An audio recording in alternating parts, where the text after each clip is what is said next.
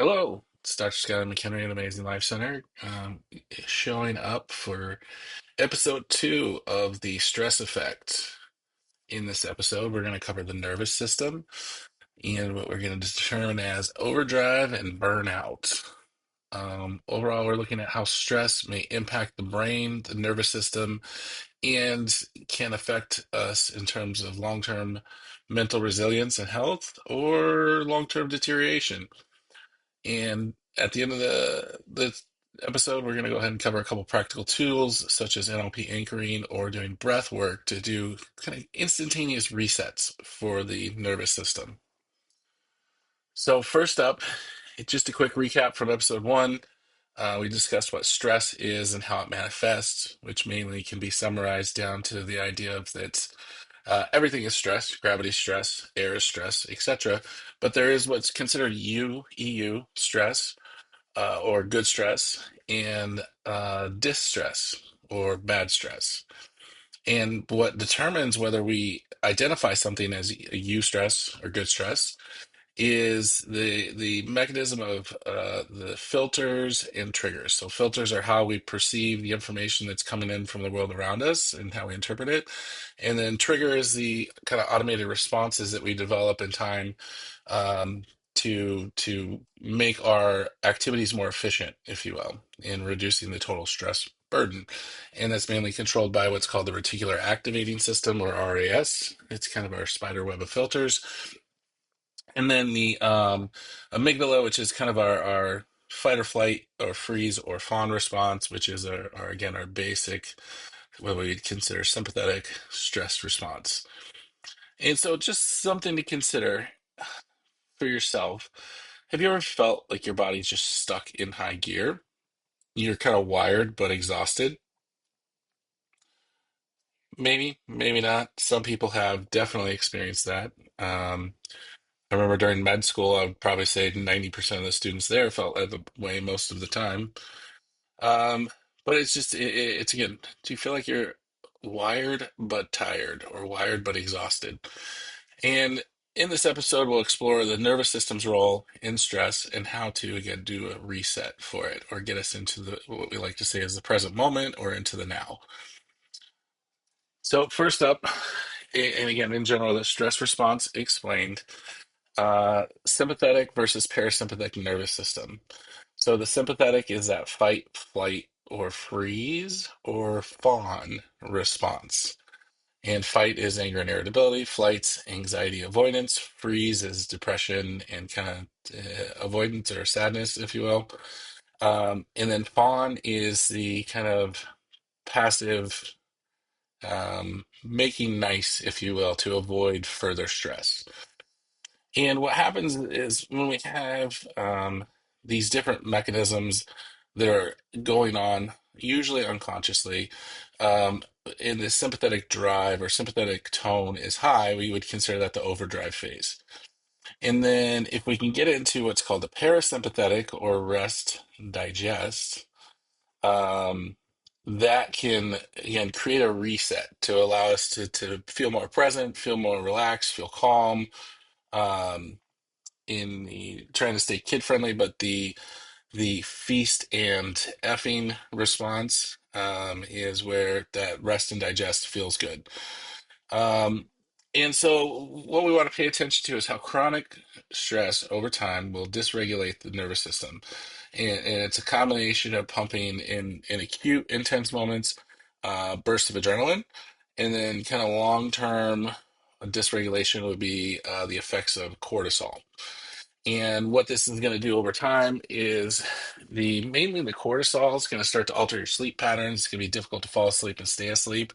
You get to become a light sleeper, what they call like hypervigilance. Digestion is going to kind of slow and over long term eventually break down. So usually it will show up at first as just maybe a little bit of heartburn. But again, chronic stress over time, what happens is the intestinal wall doesn't have the proper amount of time to repair itself. and they get what's called tight junctions, or basically the borders of the wall start to open up and become more porous, allowing larger food molecules to get in and trigger inflammatory responses. And that's where you get into like food sensitivities and irritable bowel syndrome and all sorts of other conditions that can occur.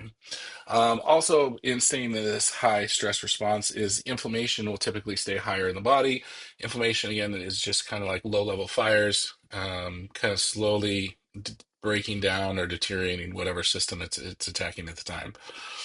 And then next up is this impact that we will see on the mental emotional health. Again, we talked about fight and irritability, flight, anxiety, avoidance, freeze would be again that depression or kind of just get small and check out away from everybody, and then fawn or the ability to just try to make nice or overly nice just to avoid additional stress. All right, so first up, in terms of physical systems, what happens with the brain on stress? Key structures affected by stress are the amygdala, as we've mentioned before, and that's what creates this hyperactive fear response. And this is somebody you'll see that, like, again, more prone towards road rage, more towards to somebody says something to make a um, irritated or overly aggressive response, not really socially calibrated or regulated. And it's just, again, it's a function of the stress. That's where you hear somebody might say, why don't you calm down? Um, and that's going to be the effect of the amygdala. Next is the prefrontal cortex, right? That's our decision-making center in our brain. And over time, basically our field of view begins to narrow, where our ability to be creative and think outside the box and be able to shift focus from one task to another starts to be impaired, and slow down. And we kind of get stuck.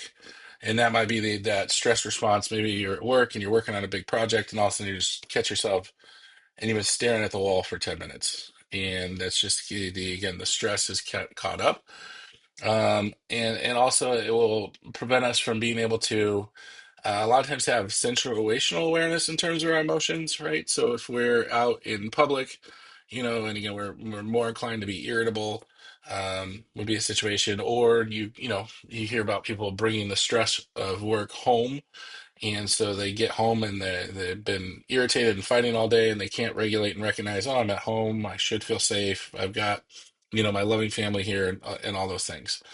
So, and then last up is the effects to the hippocampus, and which can ultimately create memory and learning issues. And you see this a lot of times in younger kids, actually. When you get exposed to a high period of stress, the hippocampus are basically the bridge that allows us to access information as well as create. It starts to get impaired, and more or less, it's like the bridge begins to slow down. And so it slows down learning, slows down memory recall, can just overall make life a little bit more difficult. Um, and even to the point of that it atrophies or gets smaller. And so the key idea here, though, is this concept of what's called neuroplasticity. Neuroplasticity is how we can adapt to our environment, right? Our nervous system isn't static. It's not created one way, and then we get, say, an injury like a traumatic brain injury, and it's permanently stuck that way. Neuroplasticity allows for there is a possibility that we can actually rewire um, parts of our brain and our nervous system. However, with chronic stress, is that rewiring occurs in a negative way. And with that negative rewiring, again, that's where our filters start to adjust, and we see, Bob down in accounting wants his, our expense report for the month. And instead of just being like, it's part of our job. I like my job. I do a good job. I'm going to go home and feel good about my job. It's like, man, Bob, I don't like you at all. And I'm going to be upset about it. I'm going to be upset while I fill out my expense report. I'm going to be upset driving home, thinking about, if I got the right number of mileage today. And again, that's just the long-term perspective that begins to change from the overall kind of buildup or the stress effect on the brain. All right.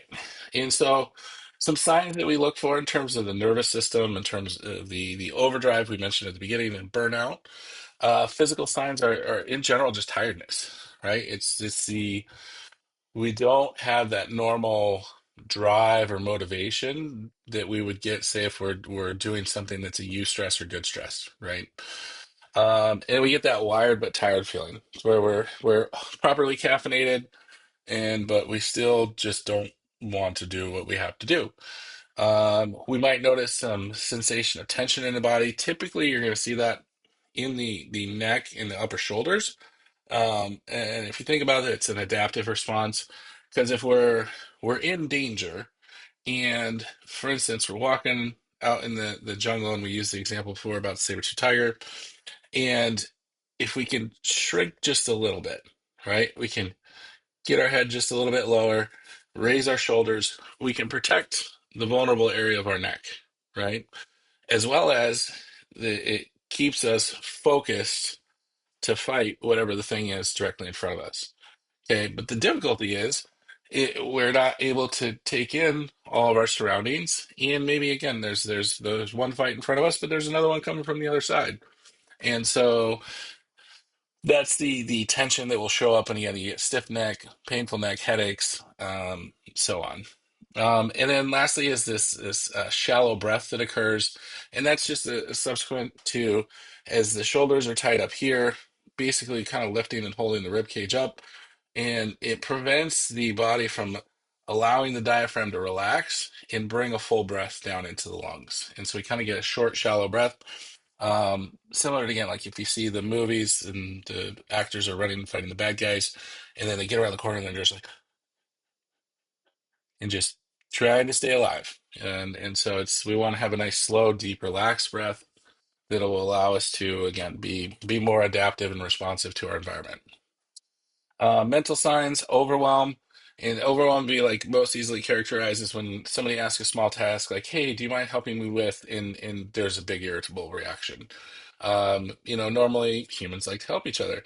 And when we hit overwhelm, or we've overwhelmed our capacity, then we're more likely to again respond with that distressful response of the sympathetic nervous system. Next up is brain fog, and again, that's that long-term kind of damage to the brain and the nervous system. Um, it's just slowing the connections that are attempting to take place, and we feel overall just kind of a fog, if you will.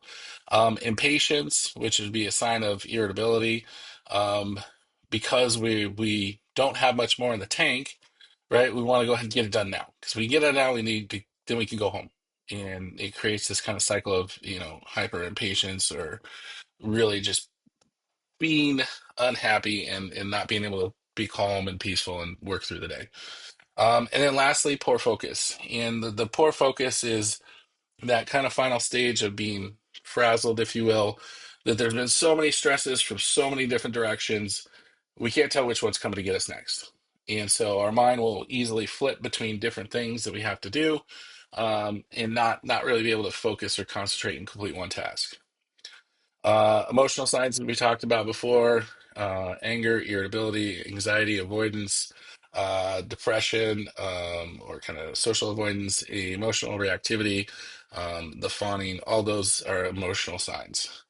And then, so on the burnout spectrum, from early signs to kind of a full collapse, early signs are just going to be, again, that minor kind of annoyance. Like, you're walking in and you got your coffee in your hand, somebody bumps you and you spill a little coffee in your hand. Like, hey, come on. Like this, you're annoyed. It's not a big deal. You're gonna keep going about your day. You've got 8 meetings you gotta worry about, and you're gonna soldier on through. Um, and then that escalates to the point where you start to go past that just irritated to anxious, of you get a little spill and you're like, oh no, what if I miss? I don't know if I'm gonna do, and just become totally anxious, totally unable to handle the different information coming from different directions. And then that gets even worse. That it gets to the point where it bumps, and you have to go hide in the bathroom for the next 5 minutes to wash your hand and make sure your appearance is good and everything's okay. And you really don't want anybody to see you. You might start crying. Um, and that's just you're getting to that end stage of burnout where you're not you just don't have anything left. And so it's the kind of the collapse or the fall apart stage. All right, how to build up nervous system resilience. So if we don't address this dysregulation, um, again, we can have multiple symptoms start to appear and show up, and ultimately what it does, it takes away from our life. It takes away from our ability to be present. It takes away from our ability to feel joy, happiness, peace, love, kindness. And in essence, if you think about it, you don't do anything for years, you lose years of your life that could have been different and could have possibly been better. And so we'll go ahead and start to kind of shift towards what that would look like to have a well-regulated nervous system. And so first up, one of the things would easily be presence. And that's where, regardless of the search situation, you have a sense of awareness and presence to what's going on around you. Most people can tell. It's almost like the Keanu Reeves effect, right? Keanu Reeves went through a bunch of terrible stuff early in life, a lot of painful, sad stuff. And out of it, he chose to live a peaceful life and focus on the things he could control and to maintain his own mental, emotional well-being and to be a good person and to help people. And if you notice, you ever watch his interactions with people, he always has this clear presence to him. And with that, presence allows us to see clarity or have clarity. Because we understand what's going on in our mind and in our awareness, then it's easier to choose. Choose what we want to put our focus on, choose what we want to put our energy into, choose what we want to pay attention to. And that eventually leads to adaptability, which is, say something in our life isn't working how we want it to work, we can make a new choice. And that new choice um, is to say, for instance, if you notice you've not been exercising and you're physically feeling not as good as you wish, then you can choose to make a plan and execute a plan going to the gym, for instance. And so all that's going to contribute to adaptability.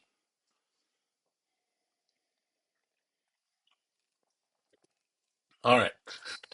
And in the big picture, this mental resilience is when faced with potentially stressful situations, whether it's something from a flat tire to a bad breakup to difficulty at work, mental resilience allows us to remain centered. And ultimately, when we get good at it, we find the use stress. What is the good stress? Um, it makes me think of the Jocko Willink speech, Good, when he talks about whenever any of his men would present to him a situation that appeared to be, not good. And they would pitch, say what they had to say to him, he would just say good. And then they would get immediately focused onto what is the solution? Like how do we take this? What is the silver lining? What is the solution? And instead of like you see a lot of people will get stuck in that kind of negative frame of, oh no, I got a flat tire. I'm going to be late. I'm going to lose my job. I'm going to wind up homeless and, I'm going to have to eat out of a dumpster, right? But for most people, that's likelihood of that ever happening is slim to none. Not saying it's not possible. I'm sure it's happened to somebody, but again, not likely. And so mental resilience, again, allows us to, if we do get faced with a challenge or a stress, that we can go ahead and identify with it, stay centered or stay present, and then shift towards a stress or good stress direction. All right, so here's a couple of techniques to help reset your system. Excuse me. First up is what's called NLP anchoring or just anchoring techniques.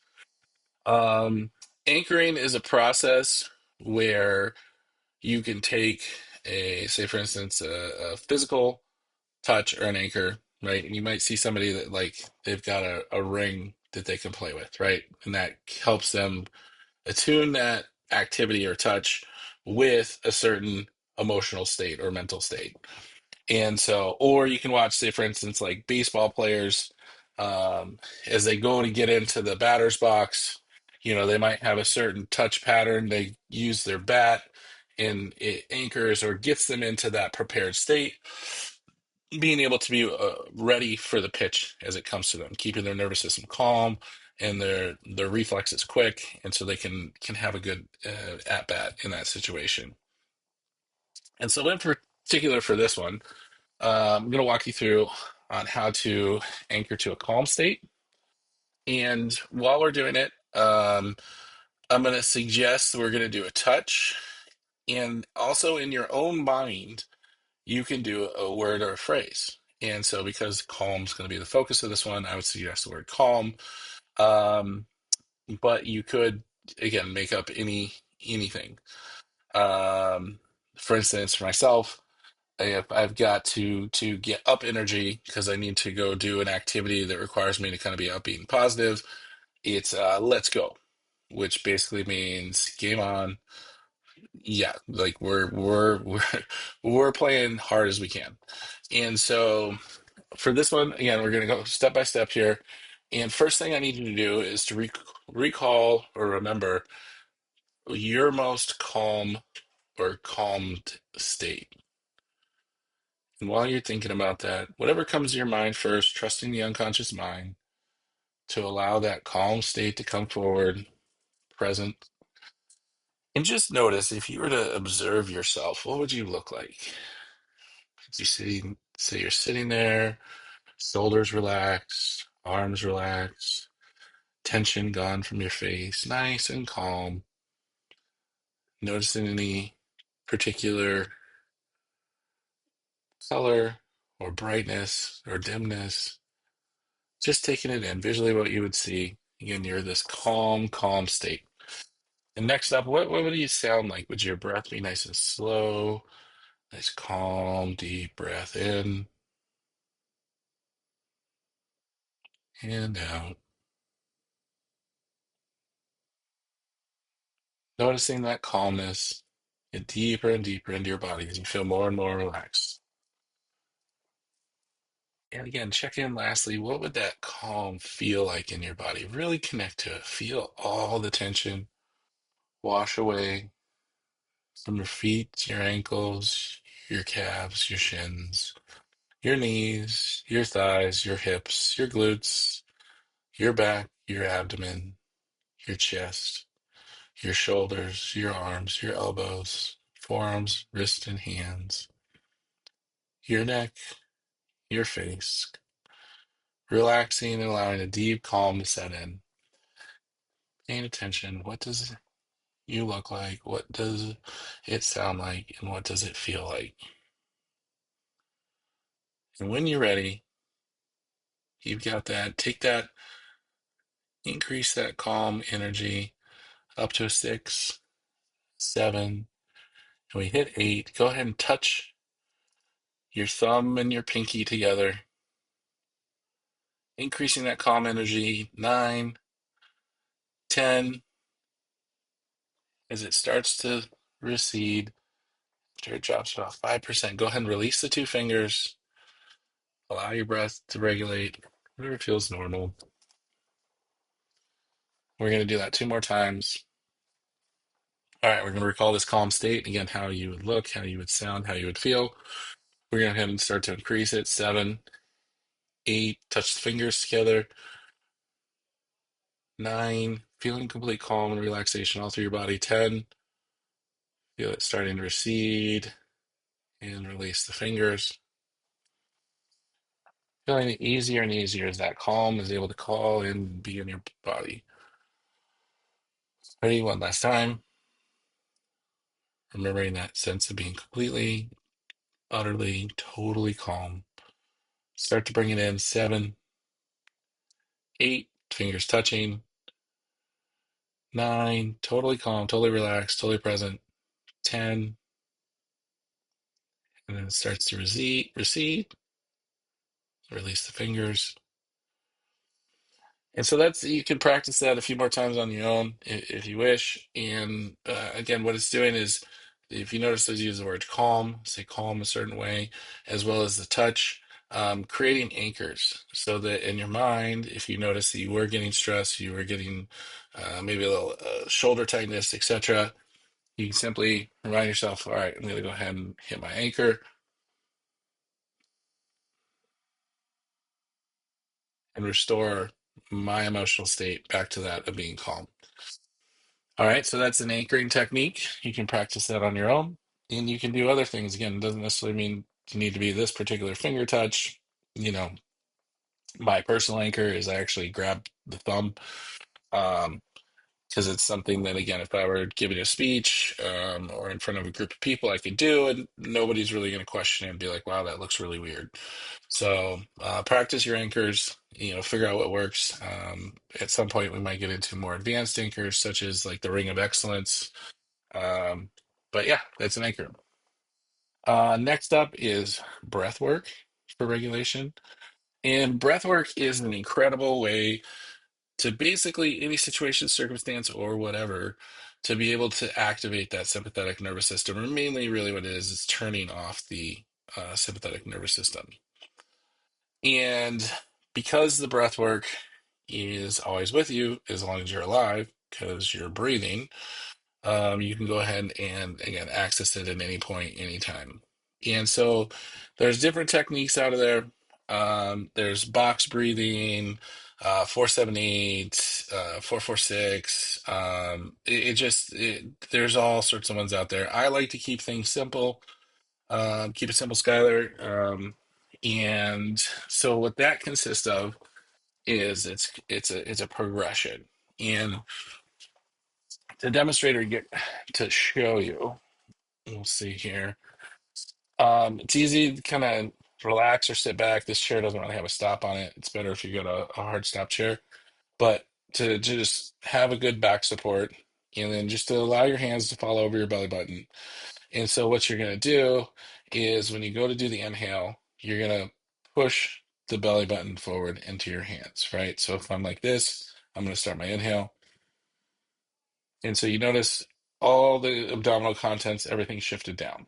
And what that's doing is it's making room for the diaphragm, which sits up in here, to open and pull down into that space that was created. And naturally, what that does, it starts to draw air in. Okay. And then we can go ahead and enhance that by stretching the ribs out. Okay.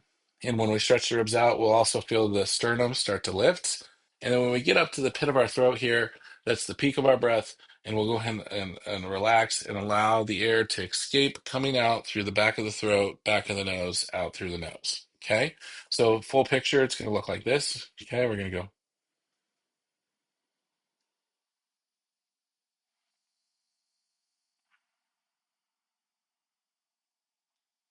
And you saw that as the breath went out, it was reversed order. Belly went down, ribs, diaphragm went down, ribs went down, and relax. And so we're just going to go ahead and repeat that a couple more times. All right, we're going to start hands over belly button, belly button. We're going to relax out. 1, 2, 3. The ribs, sternum, throat, and breath out. And again.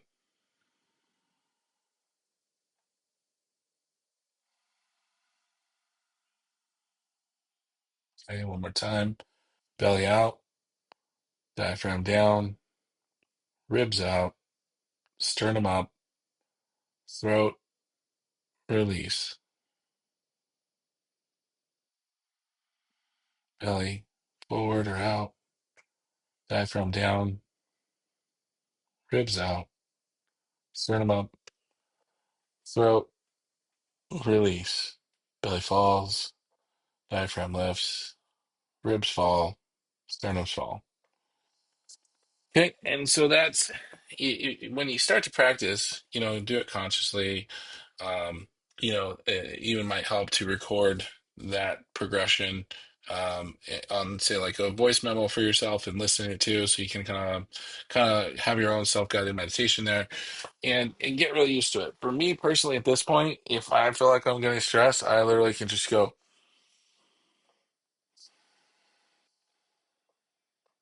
And with one breath, I'm completely back, present, feel good, feel relaxed, and it's become its own anchor the activity of that breath in the reset. All right, moving on. Integration and takeaways. So understanding the nervous system's key to kind of long-term stress management, so you know what's basically going on in your brain, in your body, the sensations, etc. One thing to keep in mind, the world does a terrible job of addressing stress or helping people learn how to better manage it. Terrible, right? So one thing, you're not crazy, right? You're not too sensitive.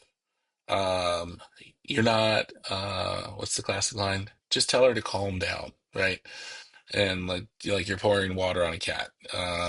It's just there's a bunch of ideas out there about what it means to be stressed. If we break it down simply again, what is the information coming in? How are we filtering that information?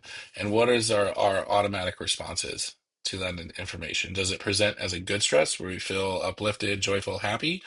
Or is it a distress where we're feeling offended and disrespected and angry, right? So again, just the world does a terrible job at it. You can do a better job for yourself. And the fun part is the better you get at it, you'll start attracting people that are also good at managing their stress, and they tend to be a lot more fun to hang around. This is a daily practice slash moment by moment practice. Every moment's an opportunity to learn how to better manage your internal state and feel good. So I encourage you just, again, whatever you're doing, do the best you can. And so over the next kind of couple few days until probably next week when we get the next episode up, just go ahead and practice the anchoring, practice the breath work, just 5 minutes a day, 10 minutes a day. You're sitting at a red light, even if it's for 30 seconds, just recall that if we're going to do the anchoring, the calm, and go ahead and fire that anchor, feel those fingers touch, and then that calm completely enter and relax your entire body, or the breath work. Again, you notice that, hey, I'm feeling a little bit tight and breathing a little shallow. Let's go ahead and work on that lower belly breath. Um, when you can, try to make a journal, and journals can be good and bad, right? Because we don't want to anchor to our journals. So if we're pissed off and we're like, anger, hate writing in our journal, probably not a good idea. Um, Once that has passed, and you can then write, I noticed that so and so did this. I felt this internal reaction to it. It was not a good reaction or what made me feel good. Where is this filter coming from? And becoming more aware of what's going on inside of you that allows you to perceive whatever that was as a distress or a bad stress. So we can use journals to bring awareness. I think is great. We just tried not to anchor bad stuff to our journals so that you know, turns into a cycle of recalling and feeling bad stuff that we don't necessarily need to do. All right, it's been great spending time with you here today. Next time on the stress effect, we're going to cover the hidden stress loop, and that's how you get your uh, thoughts keep you stuck and how to get out. Actually, it's not.